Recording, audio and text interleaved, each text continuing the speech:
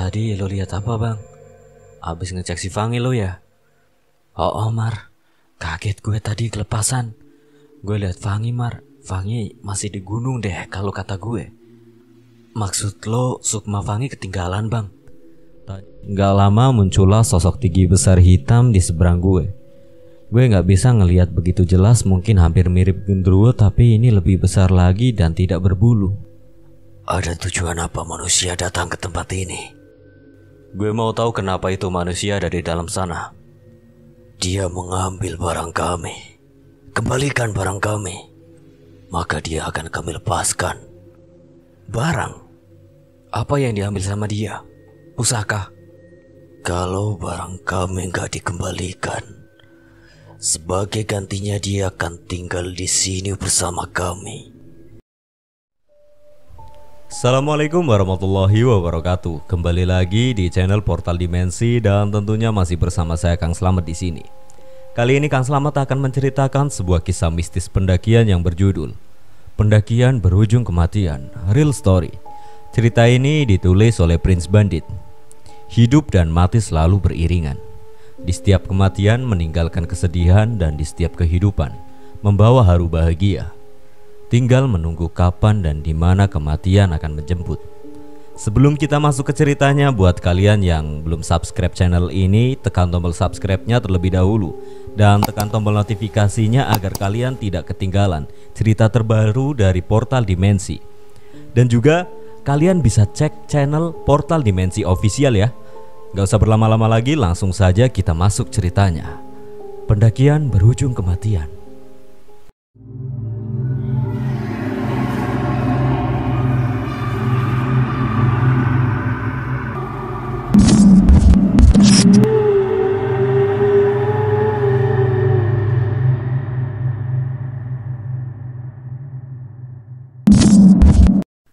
Siapa yang tak kagum melihat pemandangan dari atas gunung?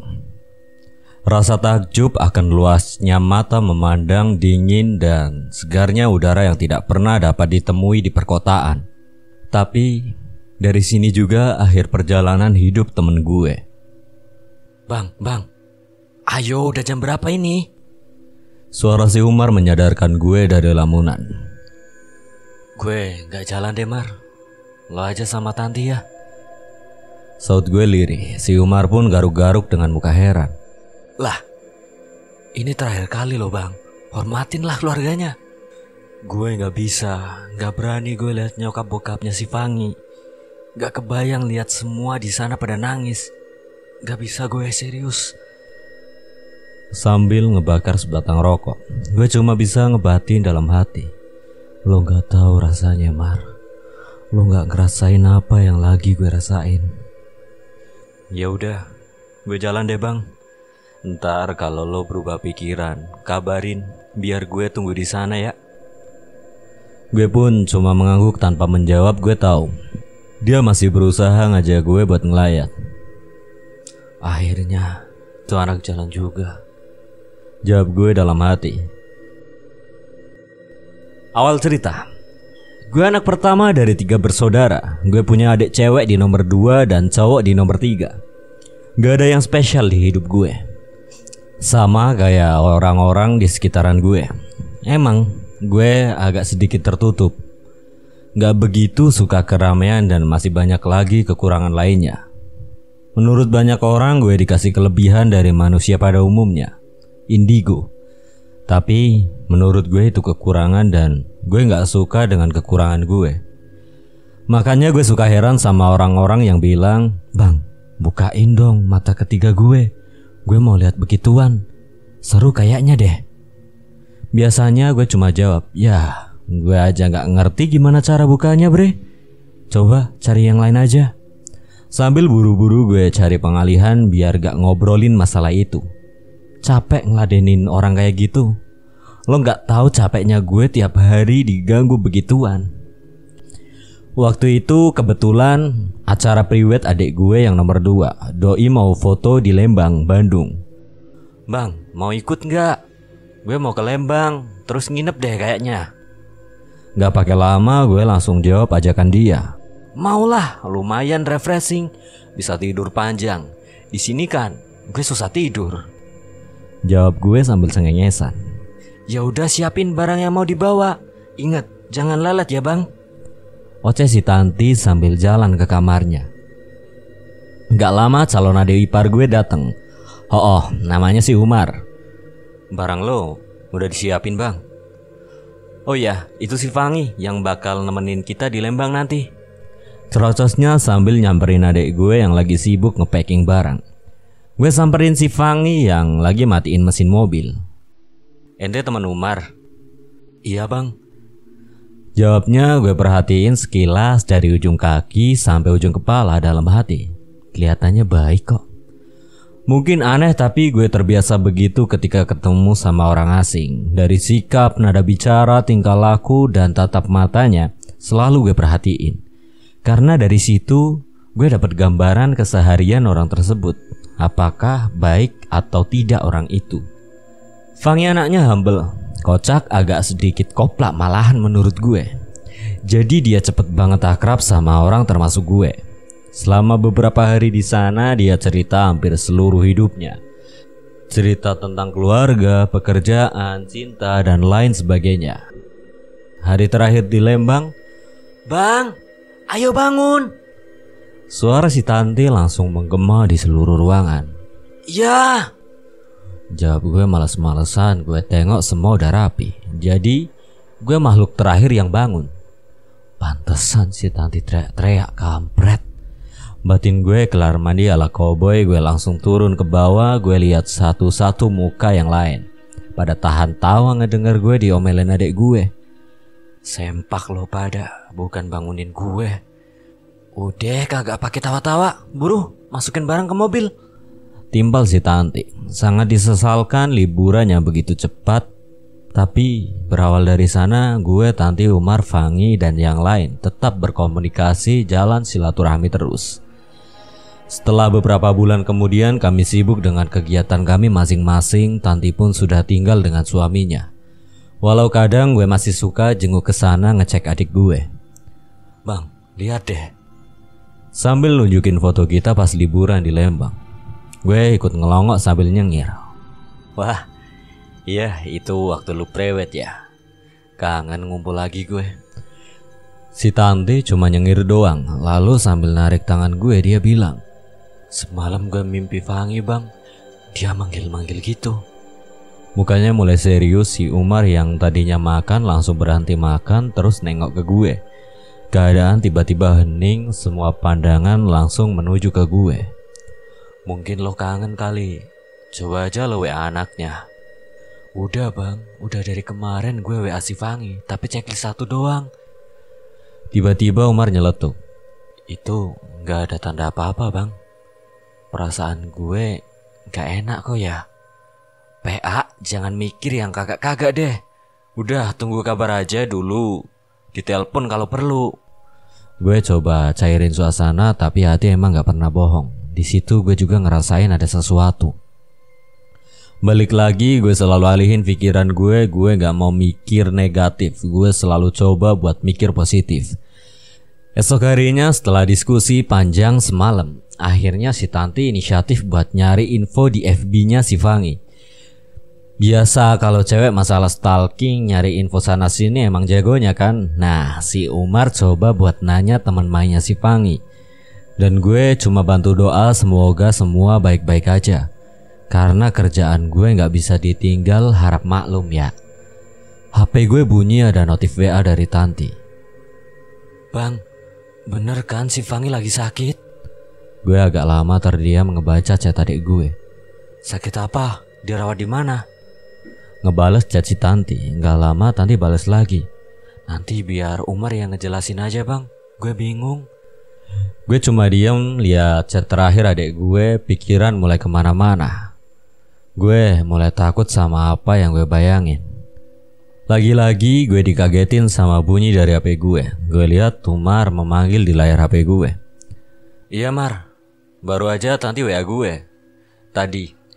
Gak lama lo nelpon. Iya bang, gue mau kasih tahu info si Fangi, kata Umar sambil suaranya agak bergetar. Sakit apa sih dia? Kok gak ngabarin kalau sakit? Kayak gak punya temen aja. Jawab gue dengan nada kesel. Fangi sekarang di pesantren bang, di daerah Jonggol, Bogor, lagi di Rukiah. Cerita ini bukan bermaksud menyakiti keluarga almarhum. Semoga cerita ini bisa jadi pembelajaran kita semua, bahwa kita hidup berdampingan dengan alam lainnya yang tidak kasat mata.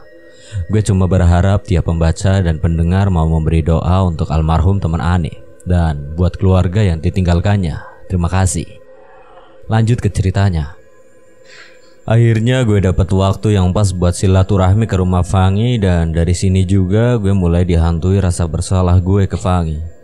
Assalamualaikum. Waalaikumsalam. Saut seorang ibu dari balik pintu. Lalu terdengar suara pintu terbuka. Gue lihat seorang ibu dengan raut muka yang lesu. Terlihat menanggung badan yang sangat berat, mata yang dipenuhi dengan kesedihan. Iya, ada apa ya? Mau cari siapa? Maaf bu, kami temennya Fangi. Mau silaturahmi bu. Fanginya ada? Jawab Umar coba menjelaskan. Di posisi ini gue tahu Fangi gak ada di rumah. Sengaja gue datengin ke rumah biar gue tahu permasalahannya dari ibunya Fangi. Biar gimana pasti seorang ibu lebih tahu tentang anaknya dibandingkan cerita yang gue dengar dari orang lain. Fangi ya? Dia lagi gak di rumah dek. Fangi lagi di rumah saudaranya, lagi berobat. Jawab si ibu pelan. Kenapa ibunya gak jujur sama gue? Apa yang diumpetin sama ibu ini? Tanya gue dalam hati. Umar cuma menatap gue nunggu instruksi gue selanjutnya. Maaf bu, bukan saya mau ikut campur ya. Saya cuma mau tahu Fangi sakit apa ya bu. Gue coba korek keterangan ibu. Gue lihat ibunya Fangi cuma bisa nunduk gak ngejawab pertanyaan gue. Bu, saya cuma mau ketemu Fangi bu. Saya khawatir sama Fangi. Saya dengar Fangi lagi di Rukiah. Emangnya Fangi sakit apa bu? Terus gue gak sabar ngelihat si ibu gak ngejawab satupun pertanyaan gue. Gak lama si ibu nunjukin foto yang ada di HP-nya ke gue. Astagfirullah, ini Fangi. Gue cuma bisa ngomong dalam hati. 180 derajat beda banget dari Fangi yang gue kenal. Dulu rambutnya tebal dan panjang, ceria, suka senyum, gak pernah sama sekali nunjukin kalau dia lagi ada pikiran atau masalah dari mukanya. Dan yang pasti, mukanya, badannya seger dibalut daging. Tapi Fangi yang gue lihat sekarang berantakan. Gak keurus, rambutnya tipis habis, mukanya lesu. Bibirnya luka penuh darah, dan sisa tulang belulang dengan kulit sangat kurus. Bu, ini Fangi. Ya Allah, sebenarnya ada apa bu? Gue coba bertanya tanpa menyakiti perasaan si ibu. Ibu juga bingung dek. Awalnya ibu dapat telepon dari petugas jalan tol. Mereka bilang Fangi berhenti di bahu tol dan tidak menjawab ketika petugas bertanya ada masalah apa hingga berhenti di bahu jalan. Karena melihat ada keanehan, petugas itu mengambil HP Fangi terus menghubungi ibu agar menjemput Fangi. Habis itu sampai hari ini Fangi gak pernah menjawab kalau ditanya dek. Fangi cuma bisa ngamuk dan menggigit tangannya. Cerita si ibu panjang. Gak lama gue lihat ibu meneteskan air matanya. Sedih udah pasti. Mana ada yang kuat lihat anaknya harus menjadi seperti ini. Anaknya yang dulu ceria dan sangat sayang orang tuanya menjadi seperti ini. Seakan tidak kenal dengan orang tuanya sendiri. Sedikit gue ceritain, Fangi itu tulang punggung keluarga. Fangi punya orang tua dan 2 orang adik. Fangi coba bantu ekonomi keluarganya. Dia ambil banyak kerja serabutan buat ngeringanin beban di rumah. Dia gak bisa denger ibu atau adiknya mau sesuatu, pasti dia lakuin buat berikan apa yang ibu dan adiknya mau, termasuk biaya sekolah adiknya. Jadi lo tahu kan berharganya keluarga buat Fangi. Dan Fangi sama sekali gak pernah ngebantah apapun ucapan ibunya. Itu gue denger dari si ibunya langsung, orang yang udah ngelahirin Fangi. Kesel udah pasti. sedih udah pasti, nyesel udah pasti, campur aduk perasaan gue. Kenapa bisa kayak gini? Kenapa orang sebaik Fangi harus dapat musibah kayak gini? Kok bisa begini, Bu? Sebelumnya Fangi ada masalah apa? Atau habis dari mana, Bu? Gue coba ngalihin pembicaraan biar ibunya gak terlalu larut dalam kesedihan. Fangi gak pernah ada masalah, Dek. Dia baik sama semua orang. Fangi juga mainnya di rumah. Temennya yang pada diundang datang ke rumah. Kalaupun cuma buat urusan kerjaan, emang Fangi sempat minta izin sama ibu. Mau naik gunung katanya sama teman-temannya. Ibunya Fangi coba mengingat terakhir kali Fangi ngobrol sama ibunya. Mak, Fangi naik gunung sama teman-teman ya, boleh kan? Gak lama kok, Mak. Ya udah, gak apa-apa, Nak. Kamu juga udah terlalu sibuk sama kerjaan. Kali-kali emang harus liburan kan? Sambil mengusap kepala Fangi. Kalau boleh tahu ke gunung mana, Bu? Tanya Umar tiba-tiba. Gunung Guntur kalau nggak salah deh. Nggak tahu, Ibu agak lupa.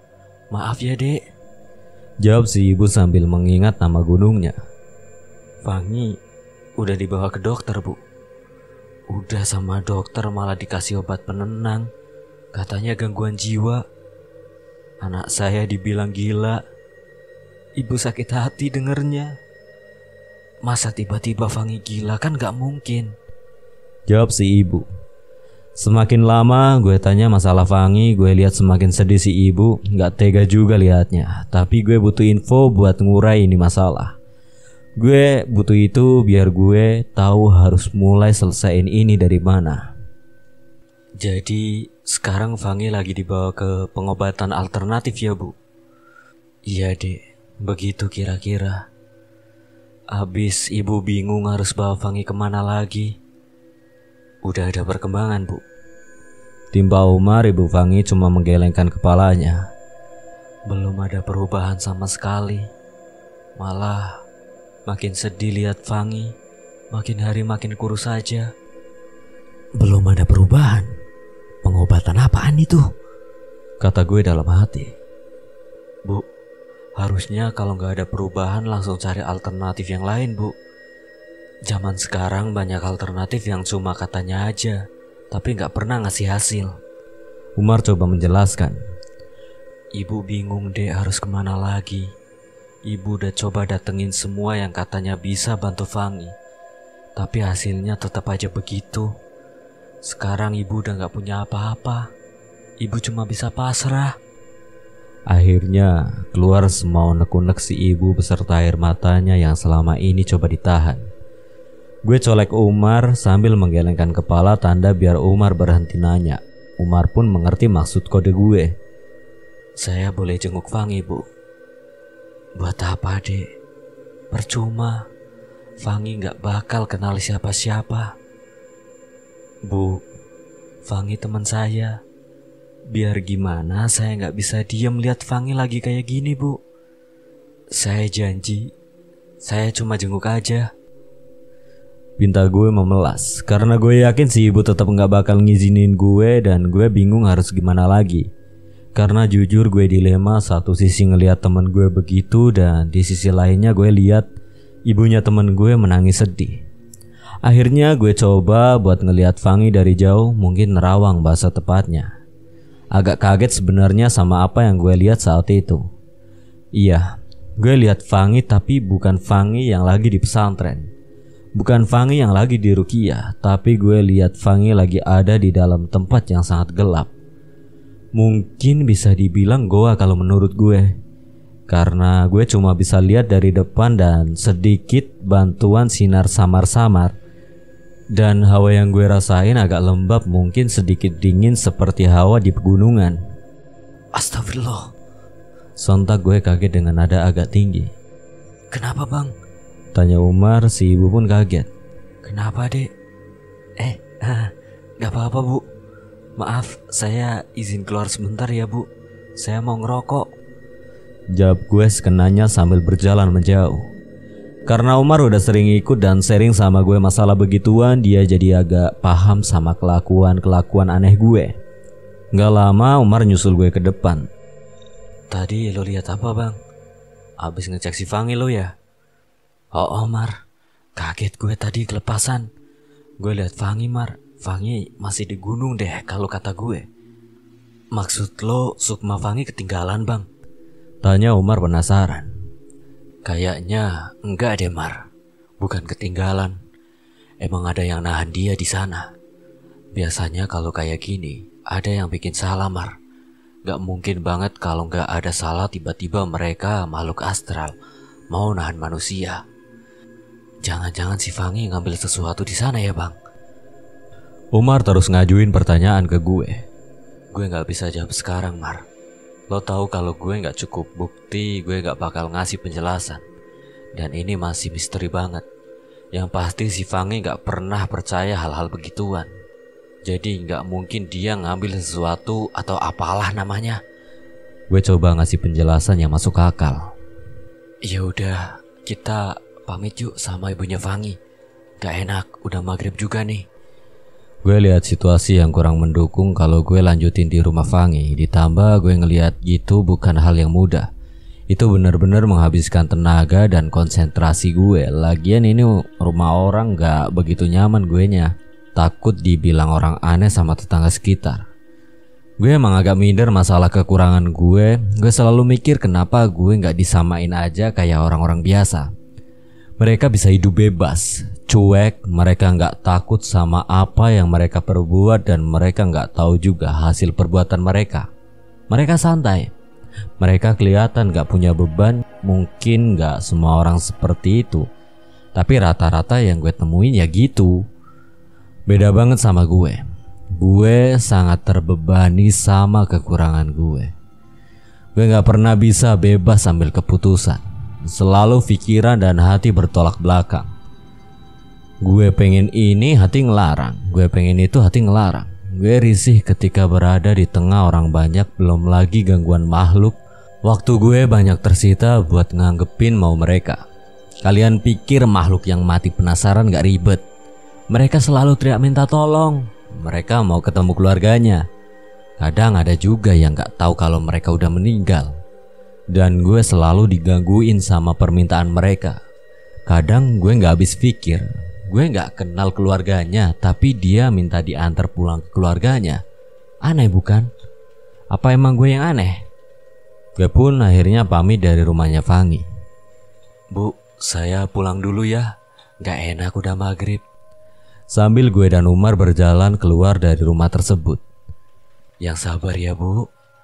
Semoga Fangi dan keluarga diberi kesabaran yang berlimpah. Dan semoga Fangi cepat sembuh. Amin. Makasih ya nak, udah peduli sama Fangi. Sautnya tiba-tiba gue sedih dengar kata-kata itu. Gue paling gak bisa lihat orang yang gue kenal kesusahan dari segi apapun. Bang, nanti lanjut di rumah gue aja ya. Iya, gue juga mau lanjutin apa yang gue lihat tadi. Sampai di rumah Umar, seperti biasa Umar langsung bikin segelas kopi hitam buatnya dan Indo Cafe buat gue. Sorry, gue bukan dukun jadi gak doyan kopi hitam ya kan. Umar selalu antusias buat ngebahas masalah alam gak kasat mata. Gak jarang juga dia ngenalin gue ke temen-temennya yang bermasalah. Emang anak sempak ya kayak gitu, selalu bawain gue masalah. Jadi gimana bang?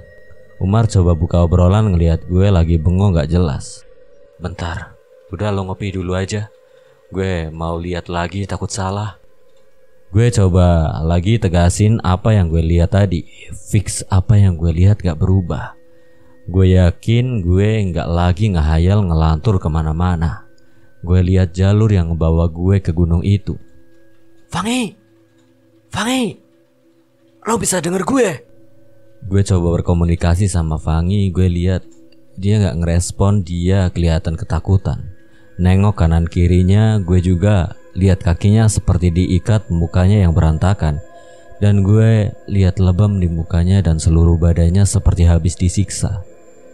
Gue coba dekati Fangi beberapa langkah, tapi seperti ada dorongan yang mendorong gue menjauh dari gua tersebut. Gue perhatiin sekitaran gue sama sekali gak ngeliat ada perwujudan apapun. Apa sih ini sebenarnya?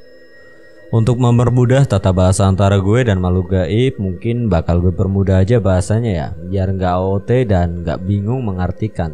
Takut keluar dari pemahaman cerita kan.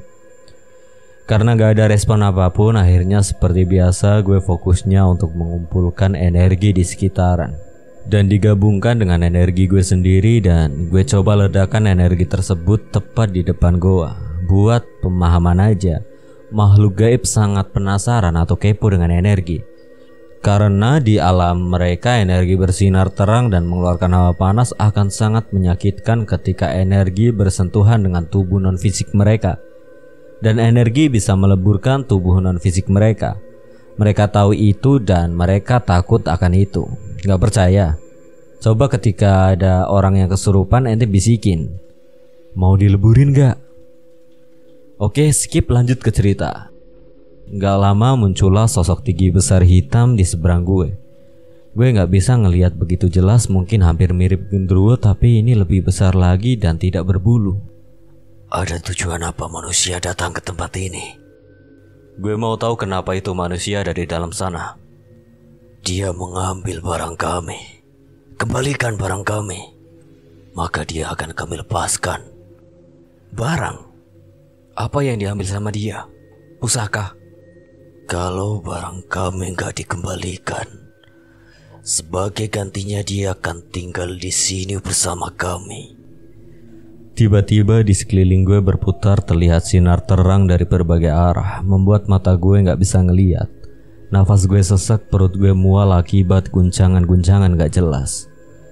Lalu keadaan kembali tenang. Ini? Batin gue jangan-jangan makhluk gaib tersebut ngebawa gue flashback tepat sebelum kejadian itu.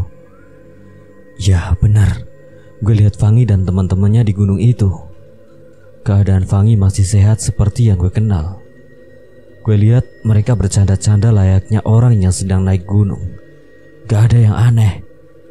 Gue ikutin kemanapun rombongan itu pergi. Aneh, kayaknya gak ada yang salah kok. Semua kelihatan normal.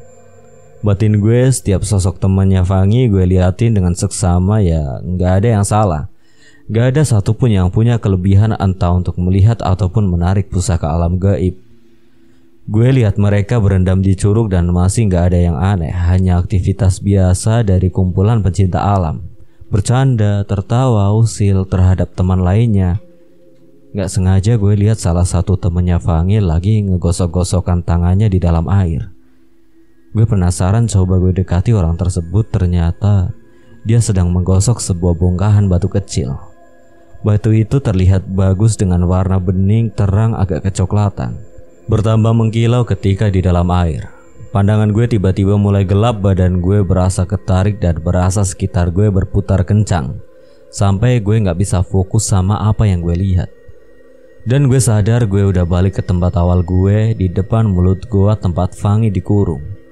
Gue cari makhluk gaib yang tadi lagi ngobrol sama gue, tapi gue gak bisa temuin itu makhluk. Gue udah mulai lemas, pusing dan mual. Sabar Yangi, gue pasti beresin masalah lo. Tahan sebentar lagi, lo pasti kuat, kata gue ke Fangi. Ya semoga aja dia denger. Akhirnya gue mutusin buat balik. Gue takut malah badan gue yang ngedrop. Udah beres bang? Suara Umar ngebawa balik kesadaran gue. Iya, akhirnya gue tahu asal masalahnya Mar. Sambil gue coba nyenderin badan. Asli capek banget. Sambil gue bakar rokok dan nyeruput kopi gue yang udah dingin gara-gara lupa gue minum. Gue coba urai gambaran demi gambaran yang tadi gue lihat. Inti permasalahannya si makhluk gaib ngerasa kalau barang miliknya diambil sama temennya Fangi. Tapi di sini yang ngambil bukan Fangi. Kenapa malah Fangi yang kena getahnya? Harusnya temennya Fangi dong yang diincar. Gerutu gue dalam hati. Setelah badan gue enakan, gue coba jelasin ke Umar akar masalahnya. Gak enak dari tadi Umar ngelirik gue terus, nunggu gue jabarin apa yang gue lihat. Jadi gini Mar, gue persingkat aja ya, biar gak pusing. Kalau dari apa yang gue lihat tadi, salah satu temennya Fangi ngambil batu deh. Kayaknya batu bongkahan gitu nemu di curug. Nah, apesnya itu batu dipinta sama si makhluk gaib. Katanya sih itu punyanya dia. Lah, kok malah Fangi yang kena bang? Nah, itu dia yang gue gak ngerti. Kenapa Fangi yang kena, bukan temennya yang ambil itu batu. Mungkin Fangi yang paling lemah kali. Atau si Fangi lagi bengong kali. Atau enggak, ya banyak kemungkinan Mar. Bisa juga emang udah jalannya begitu. Namanya takdir, siapa yang tahu. Di sini gue mau sedikit sharing ya. Balik lagi ke keyakinan para pembaca dan pendengar. Fenomena orang kesurupan yang mungkin kalian pernah lihat dari TV atau ada tetangga yang ngalamin. Di sini gue coba jelasin kenapa makhluk gaib bisa ambil alih tubuh kita. Ketika pikiran manusia kosong dalam artian bukan ngeblank atau gila ya. Di sini maksudnya melamun. Entah mungkin karena stres, beban hidup ataupun masalah lainnya. Itu yang jadi celah makhluk gaib buat ambil alih pikiran kita. Buat ambil alih fungsional dari badan kita. Dan sebenarnya makhluk gaib gak bener-bener masuk ke badan kita. Dia mengontrol kita dari belakang. Jadi dipeluk dari belakang. Yang harusnya kalau urutannya badan lo, nyawa, sukma lo, diganti jadi badan lo, makhluk gaib, baru nyawa atau sukma lo. Dan itu prosesnya sepersekian detik makhluk gaib baru bisa masuk. Makanya gue ingetin lagi, seberat apapun masalah lo, jangan sampai lupa lo punya sang pencipta yang udah ciptain lo. Dan sang pencipta gak bakal pernah ninggalin lo kalau lo inget dengannya. Oke, kita kembali lagi ke cerita. Lo tahu ciri-ciri yang ambil itu batu bang? Iya, gue lihat orangnya. Kayaknya harus kita kumpulin nanti teman-temannya si Fangi yang pada naik ke gunung deh. Biar masalahnya cepet selesai. Iya bener, gue harus kumpulin mereka. Jangan sampai masalah ini malah panjang kemana-mana. Sekarang Fangi, gak tahu besok siapa lagi yang kena. Toh intinya itu makhluk mau barangnya balik lagi. Dan yang paling penting, Fangi harus sehat lagi seperti sedia kala. Batin gue lagi nikmatin rokok, gue detik-detik mau habis. Tiba-tiba gue tersadar. Udah berapa lama Sukma Fangi ketahan di sana? Apa fisiknya Fangi masih kuat ya? Karena sebetulnya antara jasad dan Sukma gak boleh terlalu lama terpisah. Bahaya. Gerutu gue dalam hati. Mar, Celutuk gue ngagetin si Umar. sempak lu bikin kaget aja, apaan sih bang? Kabarnya Fangi sampai hari ini gimana? Di badannya ada yang aneh-aneh gak? Kagak tau lah. Teman-temannya juga belum ada yang pernah ke sana bang. Terakhir kan kita cuma lihat dari foto doang. Bahaya Mar. Kayaknya kita harus cepat ketemu si Fangi. Gue takut dia udah gak kuat. Gue takut Fangi. Pokoknya secepat mungkin kita harus ketemu Fangi ya. Besok kita ke rumah Fangi lagi, izin sama nyokapnya. Umar cuma mengangguk doang, tanda setuju. Kelihatan mukanya bingung, mungkin gak ngerti maksud omongan gue. Ngi, kuat ya Ngi. Tolong kuat Ngi. Please, gue percaya kok lo pasti kuat. Bisik gue dalam hati. Karena tuntutan pekerjaan gue gak bisa datang pagi-pagi ke rumah Fangi. Rasanya udah gak jelas. Di tempat kerja pun pikiran gue cuma ke Fangi. Kenapa gini banget sih? Akhirnya balik juga. Gerutu gue dalam hati. Gue langsung OTW ke rumah Fangi Mar. Isi WhatsApp gue ke Umar. Oke. Balasnya singkat. Sesampainya di sana gue lihat Umar udah duduk manis di teras depan. Anak setan kalau bawa motor emang gak bisa pelan.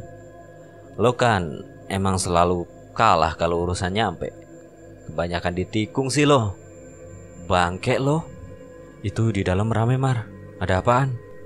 Tanya gue sambil ngelongok ke dalam rumah Fangi. Gue lihat ada 4 orang lagi ngobrol sama ibunya Fangi. Itu teman-temannya Fangi yang pada naik gunung bang. Tadi sempat ngobrol sama gue sih mereka. Sambil nunggu lo nyampe di sini bangke. Pas banget. Gue pun langsung masuk ke dalam. Assalamualaikum. Waalaikumsalam. Ibunya Fangi senyum ngeliat gue datang lalu nyuruh gue duduk. Gimana Bu kabarnya Fangi? Semoga sehat terus ya Bu. Alhamdulillah Dek. Tumben kesini lagi, ada apa?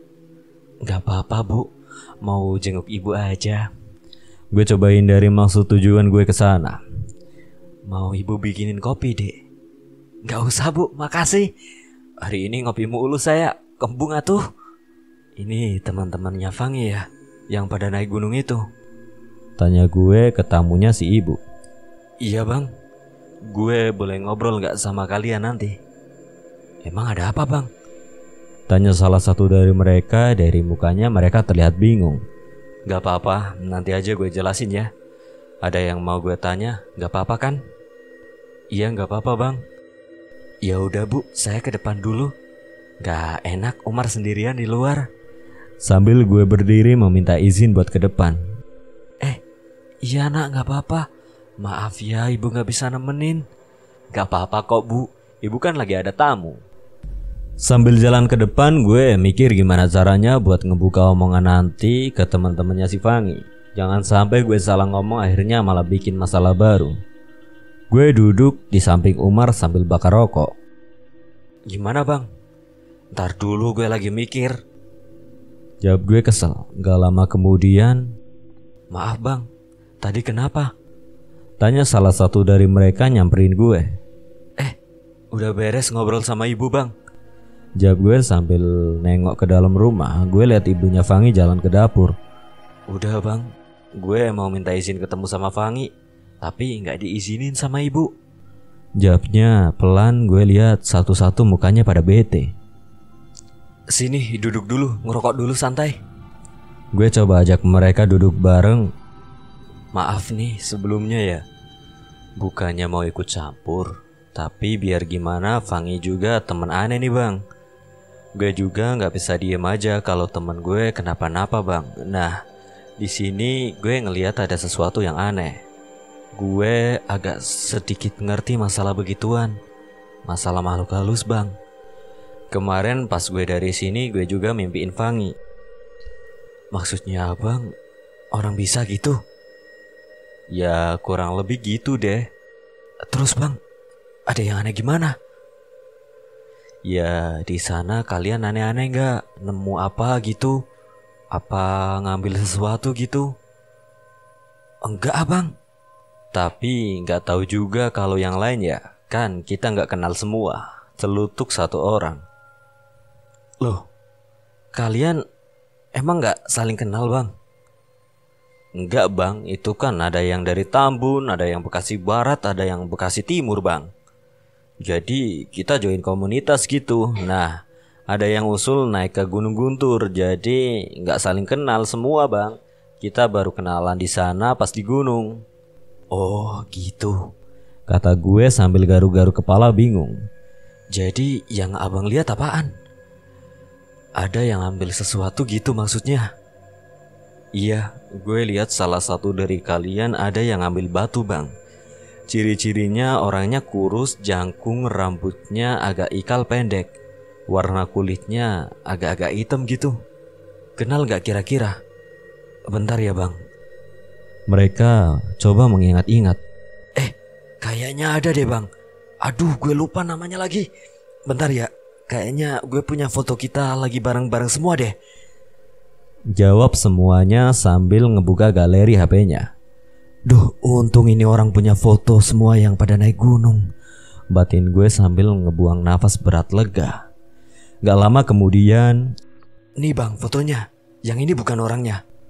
Sambil nunjuk ke suatu orang berdiri paling belakang di foto itu. Gue perhatiin pelan-pelan dengan teliti, mirip banget sama apa yang gue lihat. Nah, bener nih orangnya. Kenal lo sama dia? Ini orang Tambun Bang. Bentar deh, kayaknya gue punya nomor salah satu orang Tambun. Biar gue tanyain dulu, kali aja dia kenal ya Bang. Jawabnya sambil menjauh dari kita. Dia langsung telepon itu orang rupanya. Bagus, untung pada bisa diajak kerjasama nih orang-orang. Jawab gue di dalam hati. Tapi kok Fangi yang kena ya Bang? Tiba-tiba salah satu dari mereka nanya ke gue. Itu nanti dulu ya gue jelasinnya. Selesaiin satu-satu dulu masalahnya. Di sini harapan gue gede banget buat Fangi. Gue ngeliat akhirnya ada sedikit jawaban dari jalan buntu yang gue temuin. Terima kasih ya Allah. Semoga jalannya gue ambil bisa bikin Fangi sembuh. Kata temennya namanya Boim bang. Dia baru aja masuk komunitas seminggu yang lalu bang. Oh gitu. Bisa gak lo kumpulin semua orang yang ikut pendakian? Ada yang mau gue bahas soalnya. Siap bang, nanti kita usahakan bang. Ya udah, gue mau ke nyokapnya Fangi dulu ya bentar. Ada yang mau gue obrolin. Ibu, sapa gue sambil nunggu kedatangan si ibu. Gak lama si ibu keluar dari kamarnya. Iya dek, kenapa? Gini bu, ada yang mau saya obrolin sama ibu. Iya dek, ada apa? Jawabnya penasaran sambil liatin gue. Gak lama gue lihat Umar dan teman-temannya Fangi masuk ke dalam. Mungkin mereka penasaran juga sama apa yang lagi gue obrolin di dalam.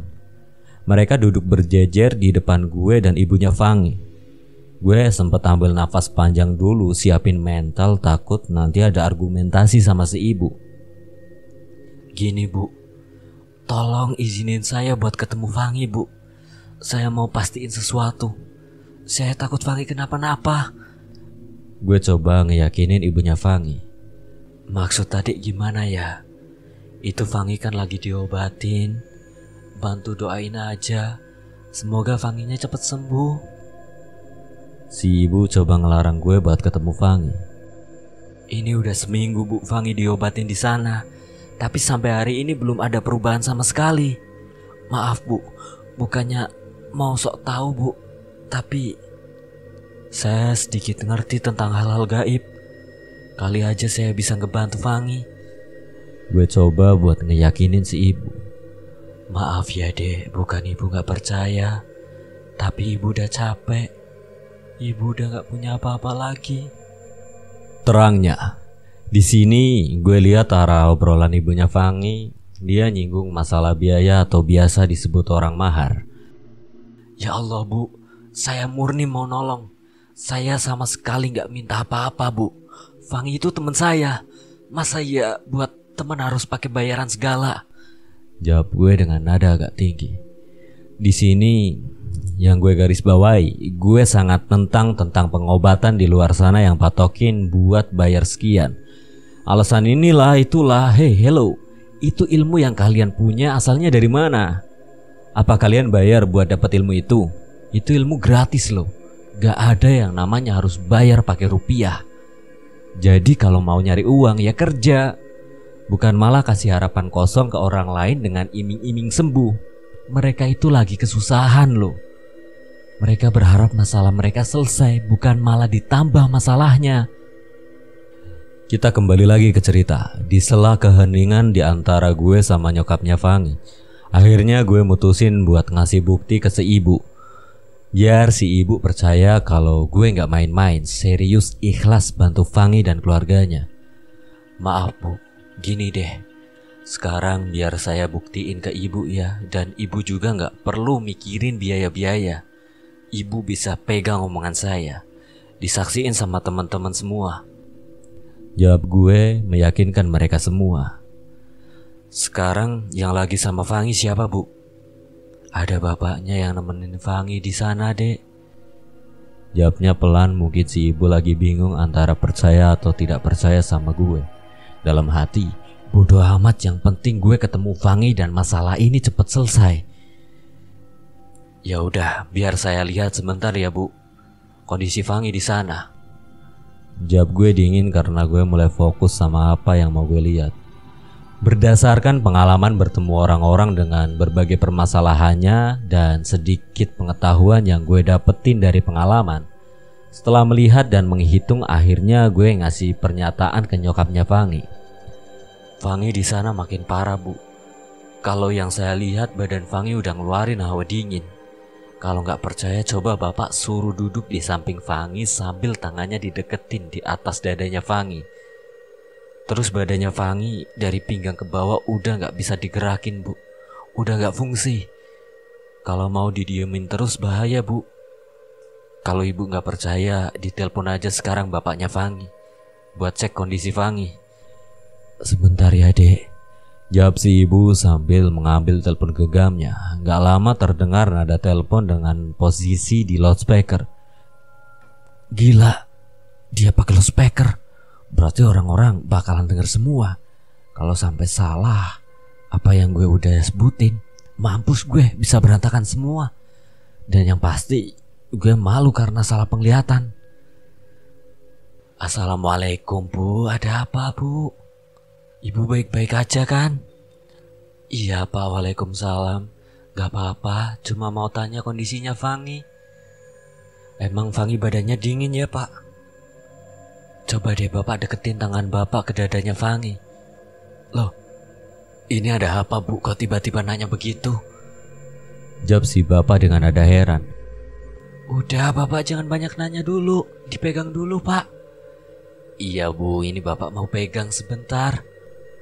Si bapak akhirnya ngikutin kemauan si ibu. Gak lama kemudian, iya bu, dingin. Kok ibu bisa tahu sih? Ada apa sih bu? Terus itu kakinya Fangi emang udah gak bisa digerakin pak? Tanya si ibu tanpa menjawab pertanyaan si bapak tadi. Iya bu, kalau itu tadi bapak juga mau ngabarin keadaan Fangi di sini. Bapak tadi mau gantiin pampers Fangi habis BAB. Bapak bawa ke kamar mandi, bapak harus dibantu santri sini ngangkat Fangi. Kakinya lemes. Biasanya kan kalau didiriin masih mau napak kakinya. Kalau sekarang enggak bu, kakinya kayak nyeret gitu, gak ditapakin. Kayak udah gak ada tulang. Jawab si bapak menjelaskan dengan bahasa yang kalau menurut gue sih juga agak ngebingungin. Ya maklum orang tua. Ya udah pak, nanti ibu telepon lagi. Jawab si ibu lalu mematikan HP-nya. Sekarang gue lihat muka nyokapnya Fangi kaget, shock mungkin dengar keadaan anaknya di sana. Gak lama air matanya netes. Dia coba tahan biar gak makin deres tangisannya. Buat seorang sosok ibu, gue bisa lihat banget sosok yang tegar. Sosok yang coba nahan semua perasaannya. Sosok yang berusaha kuat ngadepin masalah yang lagi menimpanya. Sosok yang gak mungkin semua orang bakal kuat lagi kalau ada di posisi si ibu. Itulah besarnya kasih sayang ibu buat anaknya. Dengan kasih sayangnya, seorang ibu sanggup bertahan dari berbagai kesulitan dan kesakitan yang dia hadapi. Salut buat para ibu di dunia ini. Jadi itu maksudnya gimana dek? Kenapa badannya Fangi dingin? Tanya si ibu sambil terisak. Gak tega gue sebenarnya. Gue takut kalau gue jelasin semua malah jadi beban dan pikiran ini ibu. Gue juga takut dia malah ngedrop karena pikiran. Tapi ya cuma cara ini menurut gue biar si ibu percaya sama gue. Maaf bu, bukannya saya mau bikin ibu makin kepikiran ya. Saya juga gak bisa asal ngomong. Tiap omongan yang keluar dari mulut saya nanti pasti bakal dipertanggungjawabin ketika saya mati. Tiap orang yang masih hidup itu biasanya pasti ngeluarin hawa panas bu. Mau dia sehat mau dia sakit, pasti terasa hawa panasnya. Tapi sebaliknya bu, kalau badan orang udah mengeluarkan hawa dingin, itu berarti salah satu tanda udah sampainya batas kekuatan fisik seseorang untuk saatnya berpulang ke sisinya. Jelas gue liri, gue takut sama ucapan gue bakal ngelukain hati si ibu. Biar gimana pun gue bukan Tuhan dan gak sepantasnya gue ucapin kata-kata itu. Tapi ini kenyataannya. Itu pengalaman yang udah kesekian kalinya gue dapet dan gue pelajari. Ya Allah. Cuma itu yang gue dengar dari mulut nyokapnya Fangi. Dia terus terisak-isak menangis semakin banyak dan deres air mata yang keluar dari matanya. Ya Allah, maafin gue. Karena ucapan gue hari ini, gue udah ngelukain hati seorang ibu. Gue udah memupuskan harapan seorang ibu. Gue benar-benar makhluk yang gak punya hati. Gue tega nyakitin seorang ibu. Gue benar-benar berdosa. Ucap gue dalam hati. Gak lama air mata gue juga netes. Kenapa? Kenapa harus gue yang ada di posisi ini? Kenapa ya Allah selalu ngasih beban lebih ke gue? Kenapa harus gue nyaksiin semua peristiwa menyakitkan? Gue takut. Gue juga punya keluarga. Gue takut karma. Gue takut sewaktu-waktu nyokap gue ngerasain apa yang lagi gue lihat dan denger hari ini. Ini benar-benar beban yang gak bisa gue lepasin atau gue kasih ke orang lain. Gue terus mengutuk diri gue sendiri di dalam hati. Sebelum terlambat, Bu, kasih saya kesempatan buat bawa Fangi pulang. Saya berusaha yang terbaik. Insya Allah dikasih jalan, Bu. Pinta gue ke si ibu di sela tangisnya. Ibu Fangi ngeliatin gue agak kikuk diliatin Ibu Fangi kayak gitu. Gak ngerti juga maksud tatapannya apa. Gak lama kemudian Ibu Fangi berdiri masuk ke dalam kamarnya. Mungkin dia tetap gak bakal ngeizinin gue buat kesana. Gue cuman tatap-tatapan sama Umar dan teman-teman yang lainnya. Ini Dek, alamat lengkap pesantren tempat Fangi berobat. Semoga ada jalannya supaya Fangi bisa sembuh ya Dek. Ucap si ibu sambil memberikan secari kertas bertuliskan sebuah alamat. Insya Allah Bu, kita berusaha aja semua sekuat tenaga kita. Hasilnya biar Allah yang mutusin ya Bu. Mar, ayo cabut, kata gue sambil berdiri pamit ke semua orang. Oh iya, tolong semua teman-teman yang ngedaki diajak kumpul di sini semua ya. Apalagi si Boim itu harus bener-bener ada. Pesan gue sebelum meninggalkan rumah Fangi. Lo tunggu di rumah aja bang, gue ambil mobil ya. Sip, Mar, makasih ya. Jawab gue sekenanya. Sebenarnya gue lagi mikirin orang yang ambil itu batu. Gue harus cari cara gimana balikin itu batu yang dipinta sama makhluk gaib. Jadi gue gak terlalu fokus sama omongannya Umar dari tadi. Gue pun nyampe rumah duluan. Di rumah gak berhenti-henti jantung gue deg-degan mikirin Fangi. Dengan semua pikiran gue yang campur aduk. Pokoknya Fangi harus sembuh. Gue terus berucap di dalam hati. Gue denger suara mobil di luar. Gue tengok ternyata si Umar. Gue langsung nyamperin dia di depan. Lo tau daerahnya kan Mar? Oh, yaudah masuk, cepet. Di jalan gak berhenti gue berdoa semoga Fangi masih kuat. Semoga Allah ngasih jalan. Intinya niat gue kan baik. Gue yakin pasti dimudahin jalannya kok. 9 November 2014, 3 hari sebelum kematian. Akhirnya gue nyampe jam 1:15 dini hari. Gue kaget pas turun dari mobil. Ibu Fangi bilang alamat ini pesantren tempat Fangi diruqyah. Tapi yang gue lihat ini bukan pesantren. Gak ada gerbang gede, gak ada plang tulisan pesantren, gak ada santri dan gak ada apapun. Gue cuma lihat ini perkampungan biasa, rumah-rumah kecil berdempetan, jalan-jalan setapak, gak ada nuansa islami pondok pesantren. Lo yakin ini tempatnya Mar? Coba lo telepon bokapnya Fangi deh. Dikasih kan tadi nomornya? Ini lagi gue telepon bang, bentar ya. Assalamualaikum pak, ini saya Umar pak. Posisi saya ada di pinggir jalan. Gue gak nyimak lagi pembicaraan si Umar. Gue coba lihat keadaan sekitar perkampungan tersebut. Gue masih heran kok ada ya pesantren di tempat kayak gini. Gue juga dulu pernah mondok. Lingkungan pondok gue asri kok gak angker kayak gini. Bang, bener ini tempatnya.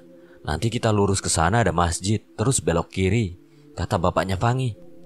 Ya udah gas bray. Sesampai di depan masjid gue masih terus lihat-lihat di sekitar gue. Fix ini bukan pesantren. Mana ada pesantren kayak gini. Mar, menurut lo ini pesantren bukan? Kali aja gue yang bego gak tahu pesantren. PA lo, mana ada pesantren kayak gini bang? Jawabnya sambil ketawa. Sempet-sempetnya gue sama Umar bercanda. Emang anak bangke kalau ngomong gak ada akhlak. Karena akses jalan ke dalam makin kecil, akhirnya mobil diparkir di depan masjid.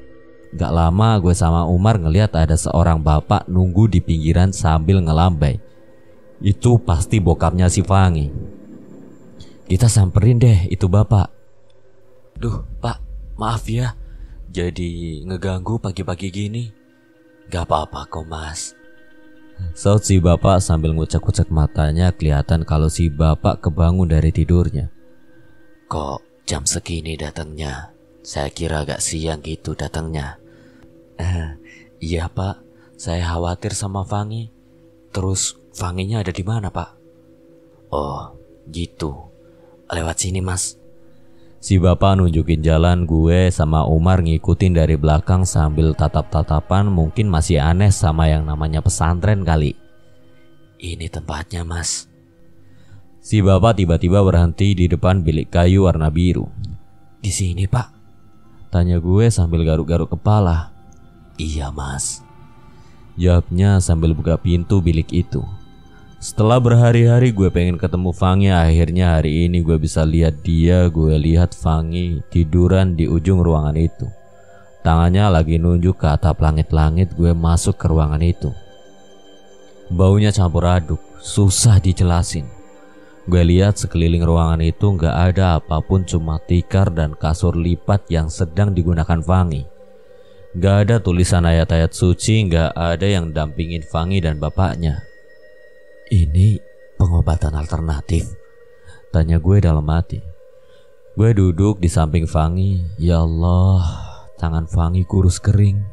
Gue lihat tangannya luka-luka, malah hampir sebagian tulang tangan Fangi udah kelihatan, seperti bekas digigit. Gue lihat mulutnya luka-luka berdarah. Yang paling sedih, gue lihat mulutnya Fangi disumpel pakai sendal jepit. Ini manusia tapi kenapa diperlakukan kayak hewan? Matanya kosong melotot natap langit-langit. Badannya bergetar gak berhenti. Tangan kanannya kejang-kejang dan tangan kirinya selalu menunjuk ke atas. Fangi? Gue coba manggil namanya, sama sekali gak ada respon. Matanya sama sekali gak ngelirik ke arah gue. Percuma mas, Fangi udah gak kenal siapa-siapa.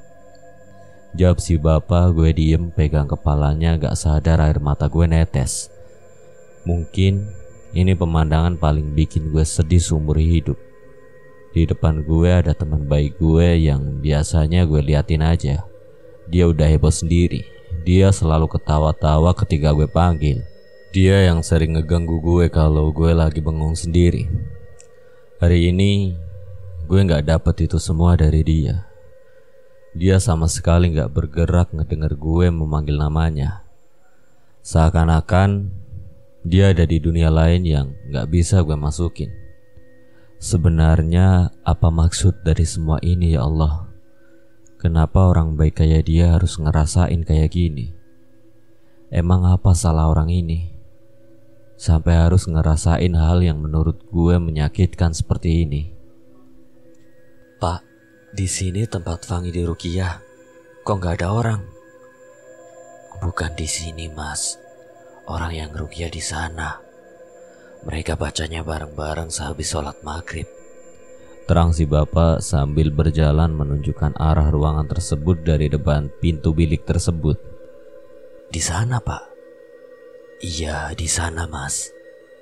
Bayar berapa pak? Maaf. Semalam 700.000 mas. Sekalian sama tempatnya. Ya ampun pak. Udah berapa lama bapak di sini? Padahal bapak tahu Fangi gak ada perubahan di sini pak. Saya sudah gak tahu harus kemana lagi mas. Saya pasrah, udah berapa banyak orang pinter yang saya datengin tetap gak ada hasil. Jawab si bapak dengan nada lemas. Tolong siapapun pendengar dan pembaca, kalau punya teman, saudara ataupun keluarga sendiri yang kalian sayangi, buka mata, buka pikiran, berdoa dan berusaha emang harus. Tapi jangan sampai bikin kalian gelap mata. Banyak di luar sana yang sering memanfaatkan kesusahan kita demi keuntungan mereka sendiri. Gue gak bilang ini baik atau salah, ini hitam atau putih, ini sesat atau tidak. Tapi tolong buka pikiran kalian. Kalau kalian lihat ada yang aneh atau ada yang salah, tinggalin tempat itu. Apalagi kalau harus mengeluarkan uang dengan nominal yang tidak masuk akal. Tinggalin itu. Masih banyak jalan selama kita masih mau berdoa dan berusaha. Gue balik lagi duduk di samping Fangi. Gue lihat dia bergerak seperti sedang berontak melepaskan sesuatu sambil tangannya menunjuk ke atas dan matanya melotot. Gue pegang tangannya, dia menepis tangan gue dan kembali berontak seperti tadi berulang-ulang. Jarak antara dia diem dan berontak kurang lebih cuma 1 menit. 1 menit dia diem, lalu selanjutnya dia akan berontak seperti ketarik lagi. Dan itu terjadi semenjak Fangi udah gak pernah sadar. Pak, ini Fangi gak apa-apa pak. Gak apa-apa kok mas. Emang udah sering kayak gitu. Sedih gue dengernya.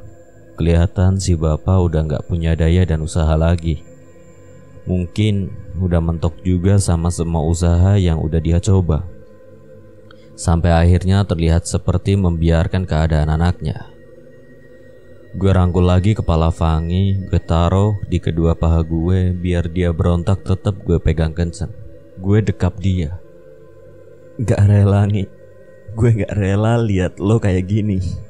Ya Allah, tolong kasih tahu gue harus berbuat apa malam ini. Tolong sadarin Fangi ya Allah. Gue cuma bisa ngebatin itu. Gak lama gak tahu gimana caranya dan gimana datangnya. Semakin gue peluk Fangi, gue dapat beberapa potong gambaran. Ketika Fangi berontak, gue lihat Fangi ngeliat dirinya sendiri terkurung di dalam goa dan dia sedang berusaha manggil dan narik dirinya sendiri keluar dari goa itu. Dan anehnya, Fangi yang di dalam goa melihat dan menangis.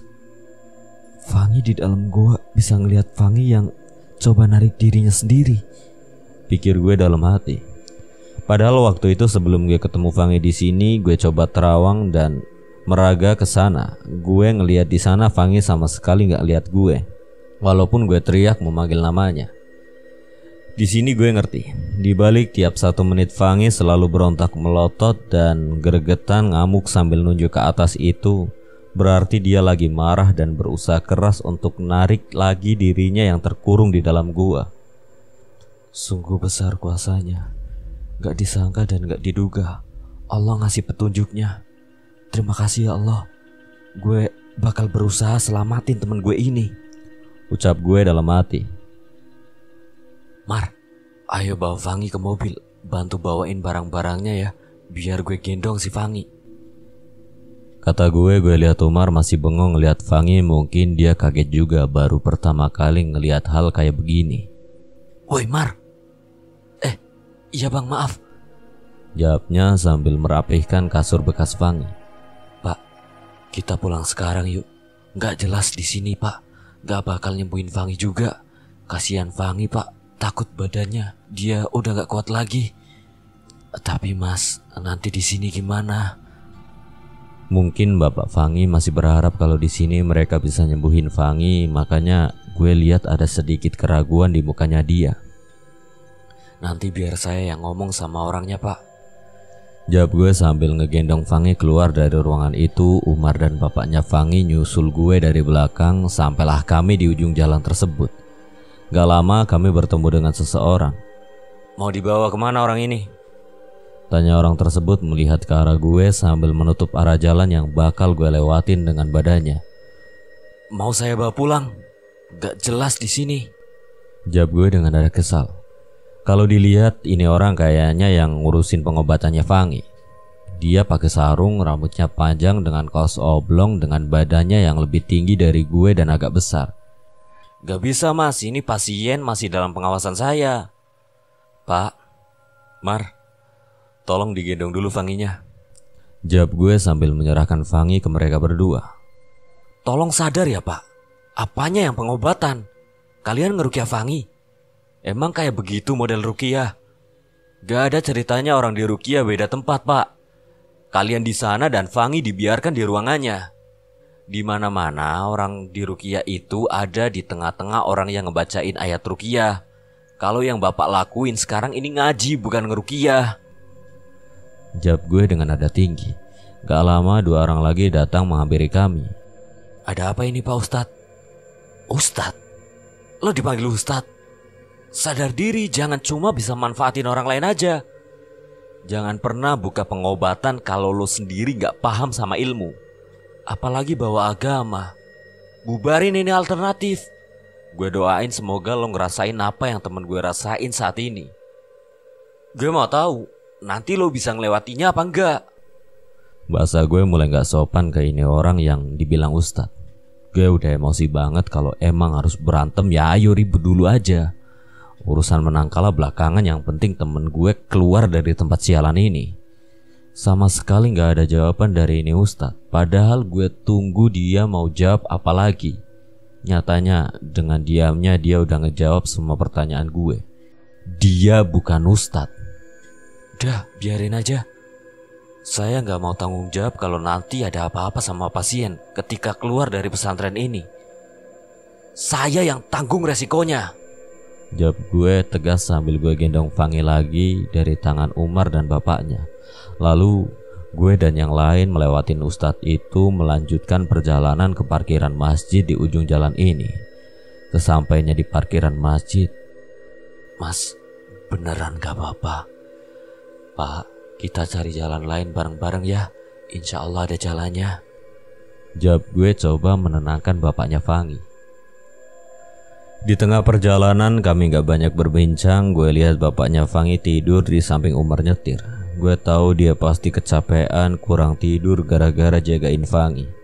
Terus gue lihat Umar nyetir sambil beberapa kali mengeluh sama gue. Bang, kepala gue sakit. Ngebet banget. Gak apa-apa kan ini? Gak apa-apa Mar. Biasa ini mah bentrokan energi aja. Soalnya kita lagi sama si Fangi. Lo fokus nyetir aja ya, pelan-pelan aja bawanya. Buat pengetahuan aja, perbedaan level dimensi dan besar kecilnya kapasitas power antara manusia biasa atau yang terlatih dengan makhluk gaib bakal berasa di tubuh kita ya, Gansis. Bentrokan energi tersebut menghasilkan efek dan rasa yang berbeda-beda, entah nanti pusing, migrain, sesak nafas, keliengan, mual, sampai yang paling parah adalah kesurupan. Semakin kecil power energi di tubuh kita, semakin besar juga efek di badan kita. Mungkin beberapa pembaca dan pendengar ada seorang cenayang, perana, isian, reiki, orang pinter, pelaku olah nafas, pelaku tenaga dalam pasti paham sama yang gue omongin ini.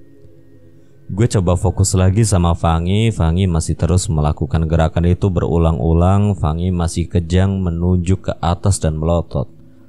Fangi masih mengeraskan giginya, gregetan dan mencoba berontak dari pegangan gue. Ya Allah, seenggaknya gue pengen dia sadar. Gue pengen dia tahu kalau gue ada di samping dia. Gue nemenin dia biar dia gak ngerasa sendirian. Biar dia punya semangat lagi buat sembuh dan melanjutkan hidupnya lagi.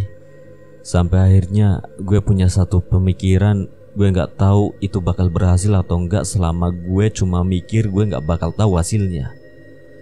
Gue punya pikiran gimana kalau gue ngikut bareng aja sama Fangi pas dia lagi ngamuk. Maksudnya ngamuk seperti yang gue bilang tadi. Fangi marah ngelihat dirinya sendiri di dalam goa dan mencoba menarik ngajak pulang dirinya dari sana. Ketika Fangi ngamuk, gue pegang erat tangannya, gue peluk badannya, gue tutup mata sambil berdoa. Ya Allah, izinin gue biar bisa ngomong sama si Fangi yang di sana. Seketika gue rasain dimensi yang aneh. Dari yang tadinya gue denger suara mobil dan motor lalu lalang, gue rasain tangannya Fangi ngeberontak ngelepasin tangan gue. Dan guncangan kendaraan di jalan tiba-tiba. Gue gak ngerasain itu, gue cuma rasain sepi sunyi. Gue coba buka mata gue. Aneh, gue gak tahu ada di mana. Gue cuma bisa lihat sekeliling gue gelap, gak ada penerangan sama sekali. Seperti gue lagi nutup mata mau tidur. Ya mungkin ini gambaran paling pas dari apa yang gue rasain saat ini. Ucap gue dalam hati. Gue mau pulang. Tolong. Gue mau pulang. Lepasin gue. Gue denger itu. Iya, suara itu suara orang minta tolong dan gue kenal suara itu. Itu suara yang pengen banget gue denger. Itu suara Fangi. Ngi, Fangi, Fangi, itu Fangi kan? Lo di mana Ngi? Gue coba berbicara sama Fangi tapi gue gak tahu dia di mana. Gue cuma berharap dia dengar suara gue. Hei, itu siapa? Soleh? Ngi, ini gue. Lo inget gue kan, Ngi? Tolong gue mau pulang. Bawa gue keluar dari sini.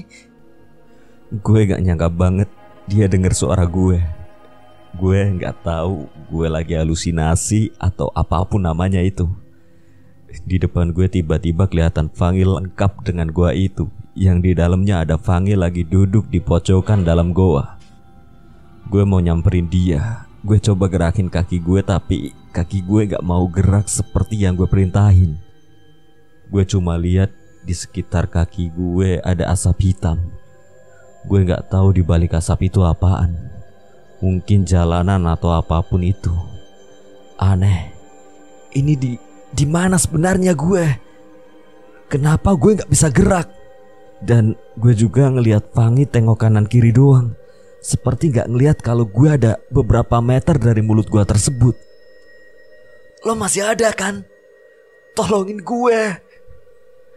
Pinta Fangi memelas. Ya, gue bisa lihat dia ngomong. Dia nyariin gue tapi dia gak sadar kalau gue ada di depannya. Sabar ya, Ngi. Gue pasti tolongin lo. Tunggu, Ngi. Lo masih kuat kan? Iya. Tolongin gue. Gue takut di sini. Gue mau pulang. Tolongin gue. Lama-lama gue seperti mundur ngejauhin Fangi semakin jauh sampai akhirnya Fangi hilang di dalam kegelapan. Gue tersadar kembali, gue rasain lagi ramainya jalan, gue rasain lagi guncangan kendaraan di dalam mobil. Gue udah balik lagi ke dimensi gue sekarang. Gue lihat Fangi, dia diem gak gerak. Gue lihat matanya natap gue. Gak lama gue buka sandal jepit yang dia gigit di mulutnya. Dia gak ngamuk. Gue lihat dari dalam mulutnya keluar darah banyak. Sumber darahnya keluar dari lidahnya. Lidahnya robek setengah lalu dia terbatuk dan menyemburkan darahnya. Semburan darahnya membasahi muka dan baju gue. Gue coba elap darah yang ada di mukanya dan dia masih terus natap gue. Fangi, lo kenal gue kan? Gue coba bertanya sama dia, sungguh bener-bener di luar akal sehat gue. Setelah sekian lama Fangi gak kenal orang lain sama sekali. Hari ini dia sadar dia kenal gue. Dia menganggukkan kepalanya. Dia coba mengeluarkan suaranya tapi gak jelas dan tiba-tiba terbatuk mengeluarkan darah dari mulutnya. Mungkin karena lidahnya robek dan hampir terpotong, dia gak bisa ngomong. Gue cuma bisa usap kepalanya, gue usap rambutnya yang berantakan. Gue tata biar rapi kembali. Saat itu gue benar-benar nangis, air mata gue keluar banyak sampai kena mukanya Fangi. Fangi akhirnya sadar. Fangi akhirnya sadar. Teriak gue dalam hati. Yang kuat ya, Ngi. Sabar. Kali ini gue tunggu respon Fangi, dia sama sekali gak ngerespon. Dia cuma natap gue dalam-dalam. Seolah-olah dia pengen ngucap sesuatu tapi dia gak bisa bicara. Dari kejadian ini cuma satu yang gue takutin. Gue cuma takutin dia udah gak sabar. Dia udah lelah, dia udah gak punya semangat lagi buat hidup. Dia lebih milih mati daripada harus tersiksa kayak begini. Akhirnya gue coba ucapin kata itu. Gue gak bisa juga egois maksa dia buat bertahan. Gue gak bisa ngerasain apa yang dia rasain. Susahnya sendirian, susahnya nanggung semua seorang diri. Loh, udah capek ya, Bre? Gue coba bertanya lagi dengan nada yang amat sangat pelan. Gue takut dengar jawabannya. Gue berusaha lihat mukanya Fangi. Gak lama dia mengangguk lagi. Dia tersenyum dan meneteskan air mata melewati sela-sela pipinya dan menetes di paha gue. Itu hal yang paling sedih dalam hidup gue. Sebelumnya gue pernah ditinggal pergi sama orang yang gue sayang, termasuk teman-teman gue. Fangi bukan teman dari kecil gue. Belum lama juga gue kenal Fangi. Tapi yang gue tahu Fangi anak baik. Apa pantas orang yang baik harus meninggal kayak gini? Itu beberapa menit yang paling gak bisa gue lupain sampai hari ini. Kadang masih suka berasa air mata Fangi di paha gue. Masih sering kebayang muka Fangi ketika tersenyum mengeluarkan air matanya. Karena setelah itu Fangi kembali gak sadarkan diri. Dia kembali berontak, kembali menunjuk ke atas, kembali mencoba gigit lidah dan tangannya. Setelah perjalanan panjang, akhirnya kami sampai di Bekasi pukul 9:30 pagi. Kami langsung memarkirkan mobil dan membawa Fangi masuk ke dalam rumah. Gue lihat ada beberapa tetangga yang melihat dari depan pintu rumah mereka. Mungkin penasaran dengan keadaan Fangi yang kami bawa pulang. Fangi diletakkan di ruang tamu. Bapak dan ibunya dengan sigap langsung menggelar tikar dan kasur untuk Fangi istirahat. Gue lihat Fangi tetap seperti biasanya, melotot dan berontak. Tidak tertidur sama sekali selama di perjalanan.